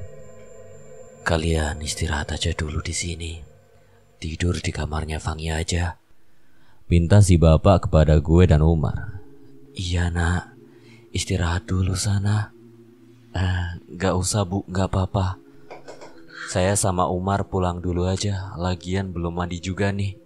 Nanti habis maghrib saya kemari lagi ya bu, jawab gue sambil ngajak Umar keluar dari rumah Fangi. Sesampainya di depan pintu, kami pun pamit kepada mereka. Ibunya Fangi memeluk kami sambil berkata, makasih ya nak, semoga Allah selalu melindungi kalian. Jangan terima kasih sama saya bu, saya gak ngapa-ngapain. Saya sebagai teman cuma bisa berusaha. Ibu yang sabar ya. Saya titip Fangi, kalau ada apa-apa kabarin saya bu, pinta gue ke ibunya Fangi. Akhirnya kami pergi dari rumah itu. Di perjalanan gue sama Umar sempat ngobrol. Terus itu mau gimana lagi bang? Gue gak ngerti juga. Takut gue Mar, jawab gue datar. Lalu gue ceritain semua sama Umar. Semalam Fangi sempat sadar. Lo kenapa gak bilang gue Sempak? Lah, lo kan lagi nyetir, ngapain juga gue ceritain? Bahaya. Terus itu gak bisa lo selamatin bang. Ini gue mau coba. Gue butuh orang yang ambil itu batu Mar. Gue harus ketemu sama orangnya. Kuncinya ada sama dia. Jalan satu-satunya kita pulangin itu batu, kita tuker sama sukmanya Fangi. Masalah clear. Nanti coba gue kabarin si Soleh, biar dia kumpulin anak-anak hari ini juga di rumah Fangi. Yang gue pikirin bukan itu aja Mar, masih ada yang gue khawatirin selain itu. Apaan lagi? Udah berapa lama Fangi gak pernah makan, gak pernah tidur. Bahkan sampai saat ini yang bikin Fangi kuat itu, dia pengen ngajak sukmanya pulang. Dan semalam dia bilang udah gak kuat. Kalaupun sukmanya berhasil balik, apa gak bakal ngedrop? Secara fisik aja udah lemes banget, darah ngocor di mana-mana, jawab gue. Dan akhirnya Umar cuma diam aja ngedenger penjelasan gue. Sekarang emang waktu yang sangat dilema menurut gue. Sukmanya Fangi balik, badannya takut udah gak kuat. Sukmanya gak balik, badannya bisa tahan sampai berapa lama? Sehari, seminggu, sebulan. Seenggaknya yang aneh pikirin, biarpun Fangi harus meninggal, dia meninggal dengan keadaan layak, gak ketahan di sana. Kalau Fangi meninggal ketahan di sana, dia bakal jadi budaknya penghuni sana. Ini balik lagi kepada kepercayaan pembaca dan pendengar yang budiman. Penjelasan aneh di atas cuma berdasarkan pengalaman dan jawaban dari manusia yang telah meninggal jadi korban akibat perbuatannya sendiri, serta pemimpin makhluk gaib penghuni tempat-tempat pesugihan. Karena kebenaran cuma punya Allah Subhanahu wa Ta'ala semata. Akhirnya gue balik ke rumah diantar Umar, dan dia lanjut lagi balik ke rumahnya. Dan gue mutusin buat mandi. Mungkin setelah mandi gue bisa berpikir jernih lagi. Setelah mandi gue bikin kopi, terus duduk di ruang tengah. Gue bakar sebatang rokok. Gue nikmatin suasana hari ini. Gue nikmatin kejadian-kejadian hari ini. Gue bayangin semua yang udah gue lalui hari ini. Ya, gue bersyukur buat semua yang Allah Subhanahu wa Ta'ala udah kasih sama gue. Biarpun itu menyakitkan, gue selalu yakin ada maksud dan tujuan dari semua kejadian. Saat itu gak ada rasa kantuk sama sekali di pikiran gue. Cuma ada Fangi dan cara selesaiin masalahnya Fangi. Alhasil, gue tetap dapet jalan buntu. Mau sekeras apapun gue berpikir hasilnya tetap nol.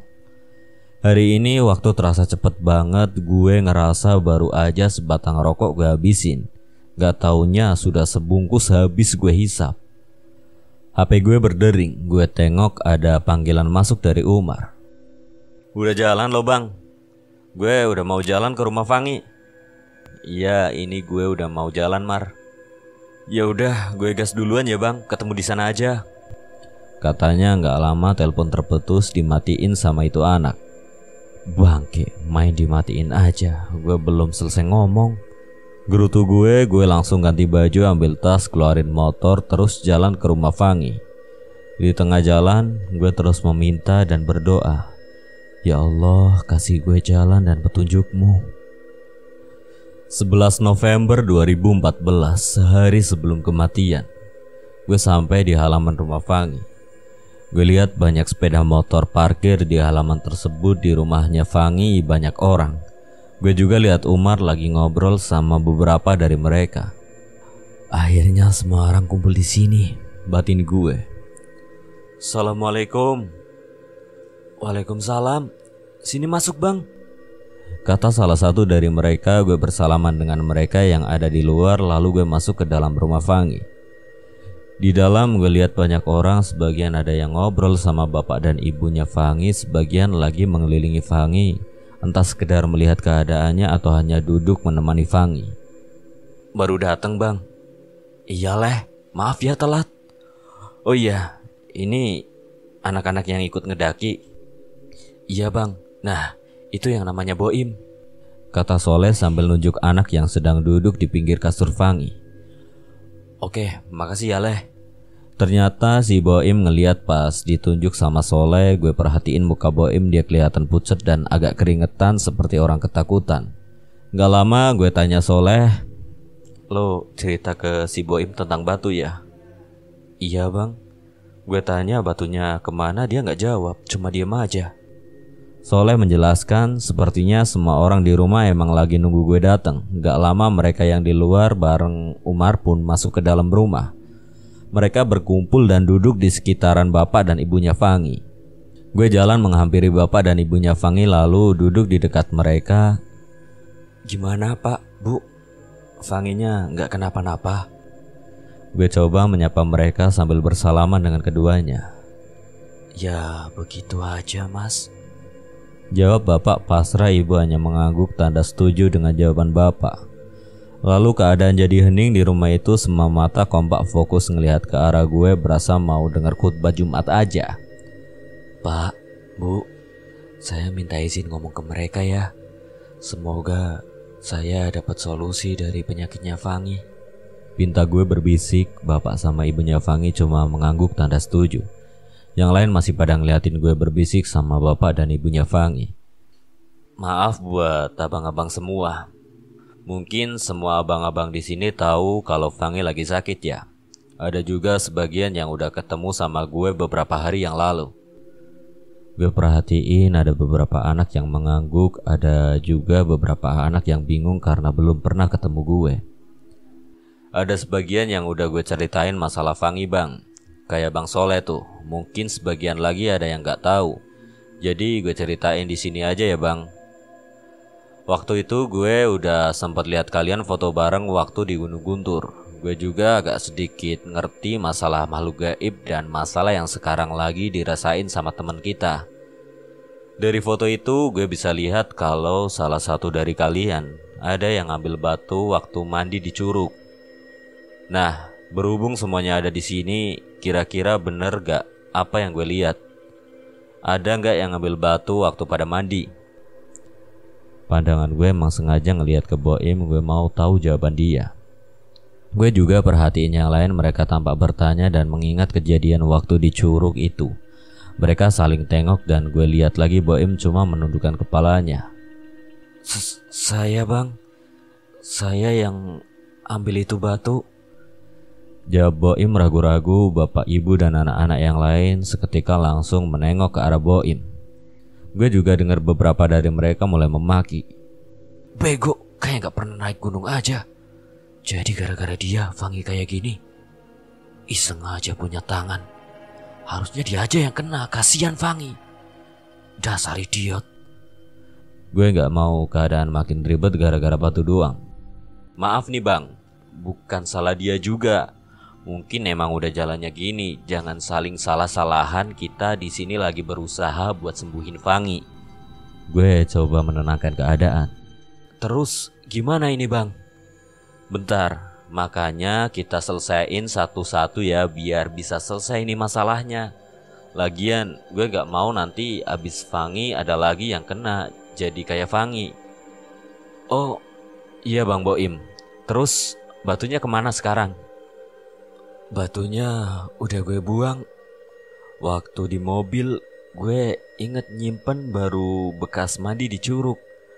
Pas gue ambil dari kantong kok batunya jadi jelek kayak batu kerikil gitu bang. Padahal waktu di curug gue lihat itu batu bening agak keunguan gitu bang. Akhirnya gue buang aja ke jalan. Jawabnya takut sambil menjelaskan. Suasana makin hening lagi ketika semua orang dengar batunya udah dibuang Boim. Di sini gue juga lemes dengernya setelah akhirnya gue tahu sumber masalahnya. Dan gue yakin bisa diberesin ini masalah, tapi gue harus dapat jawaban yang gue gak sangka-sangka. Harapan gue satu-satunya hilang. Gue harus mikir ulang buat nyelesain ini masalah dari nol lagi. Gue narik nafas panjang, tanda gue udah lelah sama semua masalah ini. Gue lihat juga bapak ibunya Fangi, mereka cuma menatap gue penuh harap. Sumpah, gue gak tahu harus bagaimana lagi. Bang, tadi gue sempet telepon Kunce di sana, gue ceritain masalah Fangi. Terus Kuncenya bilang salah satu dari kita harus kesana bang, bawa telur ayam kampung 1 butir buat media biar Fangi bisa sembuh. Gimana menurut abang? Ucap salah satu dari mereka. Kuncenya bilang gitu. Jawab gue kaget dengan permintaan si Kuncen. Oke, di sini ada pembelajaran lagi. Kuncen atau bisa dibilang juru kunci, penjaga tempat tertentu yang dikeramatkan, apalah itu. Tugas Kuncen mungkin menjaga, tapi mereka juga memiliki keterbatasan. Ada yang bisa bernegosiasi dengan makhluk gaib, ada juga yang cuma pasrah dan tunduk mengikuti kemauan makhluk gaib. Contohnya tempat pemujaan yang mengharuskan Kuncen mencari korban tumbal untuk dijadikan budak di tempat tersebut. Ada imbalan di balik itu semua, ada juga akibat jika tidak mengikuti permintaan makhluk gaib tersebut. Dari kasus yang aneh lihat di Fangi, makhluk tersebut marah kepada Kuncennya karena dia lalai menjadi Kuncen. Dan makhluk gaib tersebut sudah meminta kepada Kuncen agar manusia yang ambil batunya harus menjadi budak di gunung tersebut. Dan pertukaran telur adalah ritual tanda jadi bahwasanya pihak keluarga sudah mengikhlaskan manusia tersebut menjadi budak di tempat itu. Balik lagi dengan keyakinan dan kepercayaan para pendengar dan pembaca yang budiman. Di tengah kami semua sedang bingung nyari solusi selanjutnya, datang seorang di depan pintu rumah Fangi. Gue denger dari Soleh itu orang adalah orang pinter yang mau nolong Fangi dan dia tetangga rumahnya Fangi. Di sini gue gak habis pikir, tetangga loh. Orang paling pertama yang tahu kalau kita kenapa-napa setelah orang rumah. Dan setelah sekian lama Fangi sakit, kenapa baru hari ini itu orang datang bilang mau nolongin Fangi? Gak lama orang itu duduk di dekat Fangi dan gue lihat langsung dengan mata kepala. Gue agak jengkel sebenarnya. Tapi gue juga gak bisa buat ngusir ataupun marah sama dia. Toh seenggaknya niatnya baik buat nolongin Fangi. Gue denger dia ngaku orang kejawen dan dia bilang Fangi dirasuki 4 siluman dan dia sedang bernegosiasi dengan siluman tersebut. Padahal mohon maaf, selain itu orang dan Fangi, gue sama sekali gak lihat apapun. Selain nego dengan makhluk gaib, orang itu bilang minta dipetikan sebuah kelapa hijau lalu diminumkan ke Fangi. Kelapa tersebut harus dipetik oleh orang yang suci dari segala najis, dalam artian berwudu dan tidak mempunyai hati yang kotor. Lalu kelapa yang dipetik tidak boleh menyentuh tanah, dilempar dari atas pohon, harus dibawa turun orang yang petik dan langsung diminumkan ke Fangi saat itu juga. Itu permintaan para siluman, sehabis minum air kelapa mereka bakal pulang gak balik lagi. Dan anehnya orang-orang di sini pada nurut dan ngikutin ucapannya itu orang. Kenapa di saat genting kayak begini malah nongol manusia model begini sih? Gerutu gue dalam hati akhirnya karena gregetan. Percuma pak, itu bukan siluman. Bapak dibohongi sama makhluk gaib yang bisikin bapak. Kamu siapa? Jangan ikut campur kalau nggak ngerti. Oh, ya udah saya liatin aja deh. Jawab gue sambil berjalan keluar ngebakar sebatang rokok. Di sini gue nggak mau ribut sama orang nggak jelas, malu juga ada banyak orang dan keluarga Fangi nanti disangka gue nggak dewasa. Mending yang waras ngalah, nonton aja. Gue lihat sebagian orang ada yang pro ke bapak itu dan ada yang pro ke gue. Ngikut gue keluar nemenin rokok. Itu nggak apa-apa bang? Tanya Soleh. Udah biarin aja lah, liatin aja dia aksi. Jangan sampai ribut. Bang, Umar narik gue minta penjelasan, dia takut gue marah mungkin. santai Mar, gak apa-apa. Jawab gue sambil natap langit dan ngisap rokok gue. Di sini gue lebih mikirin gimana cara sembuhin Fangi, gak peduli mau banyak orang aku pinter terus aksi-aksi bodo amat lah. Akhirnya kelapa berhasil dipetik dengan susah payah, dikupas sedikit lalu diminum ke Fangi. Mereka semua penasaran. Gue juga penasaran sama siapa makhluk gaib yang minta syarat itu. Semua ngeliat Fangi dengan cemas dan penuh harap karena Fangi sempat terdiam habis dipaksa minum air kelapa itu. Dan gue lihat orang itu sempat natap gue dengan tatapan sombong. Hasil belum ada udah ngeliatin gue kayak gitu. Cih.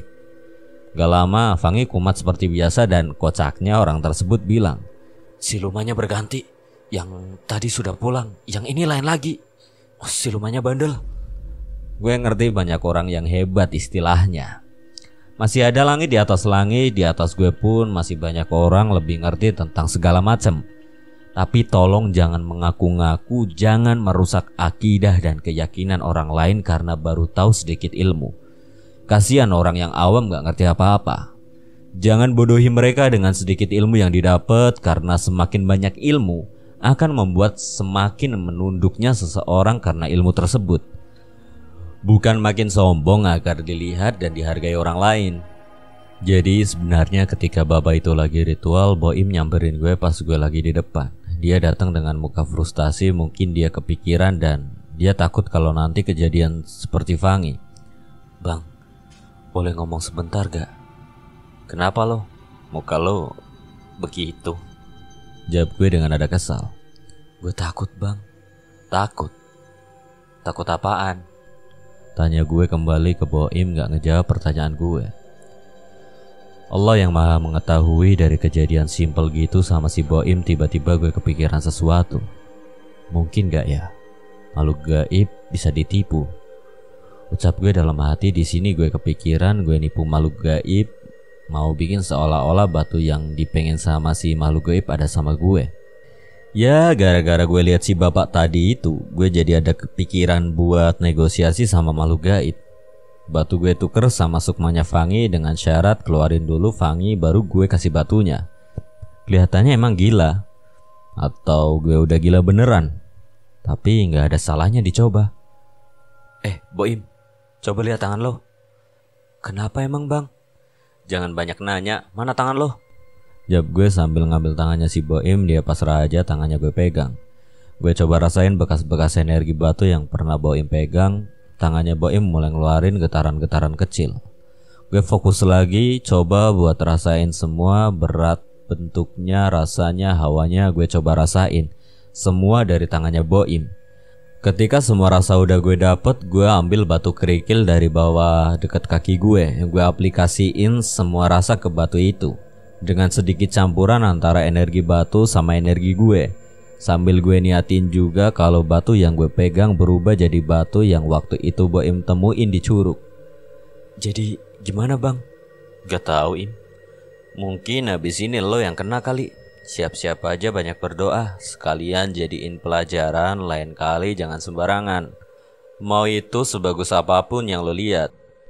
Jawab gue kesel, sengaja gue takutin jadi biar dia kapok dan gak sembarangan lagi ke depannya. Gue gak ada waktu buat lihat atraksi-atraksi si bapak selanjutnya. Gue deketin itu bapak lalu. Udah selesai pak. Maaf pak, kalau gak ngerti jangan sok tahu.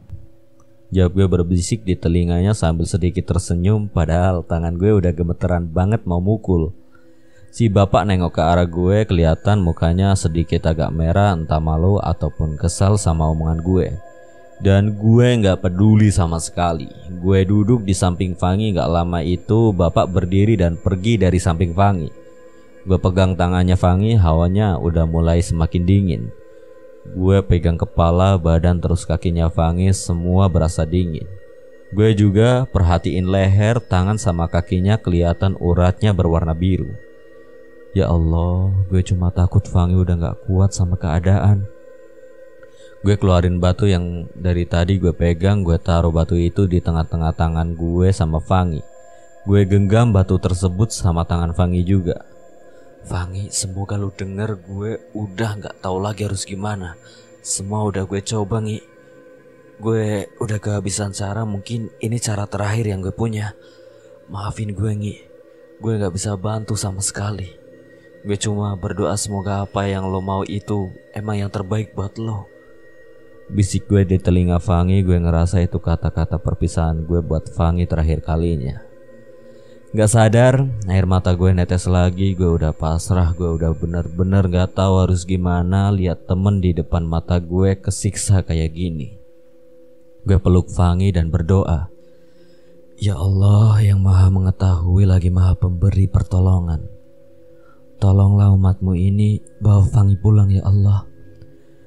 Gue pejamin mata gue, gak ada satu pertolongan pun yang bisa menolong kecuali Allah. Seperti biasa, sekitar gue berasa muter-muter, kepala gue pusing, mual jadi satu. Gak lama, semua langsung hening, gak ada suara, gak ada putaran seperti tadi. Gak ada apapun yang gue dengar. Rasa takut mulai muncul, gue ngerasa banyak yang perhatiin gue di kegelapan. Akhirnya, gue buka mata gue. Gak ada apapun, cuma warna hitam yang bisa gue lihat. Lalu datang sebuah cahaya entah dari mana dan tepat di depan gue ada goa beserta Fangi di dalamnya. Gue coba deketin goa tersebut. Gue bisa jalan sekarang gak kayak sebelumnya gue cuma bisa ngeliat. Gue coba masuk ke dalam goa tersebut, sungguh di luar dugaan gue bisa masuk juga ke dalam goa. Gue pegang tangannya Fangi, dia hanya menatap gue, gak sepatah kata pun keluar dari mulutnya Fangi. Gue terus tarik tangan Fangi biar keluar dari goa itu. Gue bawa Fangi lebih jauh lagi dari goa, terus menjauh dan semakin jauh. Badan gue seperti disetrum, gue kaget dan tangan gue refleks ngelepasin tangan Fangi, lalu Fangi hilang entah kemana. Dan gue seperti ditarik-tarik dan terus ditarik. Sampai akhirnya gue tersadar gue di depan Fangi lagi. Kali ini coba gue lihat Fangi dari kepala sampai kakinya. Gak ada reaksi seperti biasanya, dia berontak, kejang-kejang ataupun melotot. Kali ini Fangi terlihat tidur, mukanya sangat tenang, dia tertidur sangat pulas.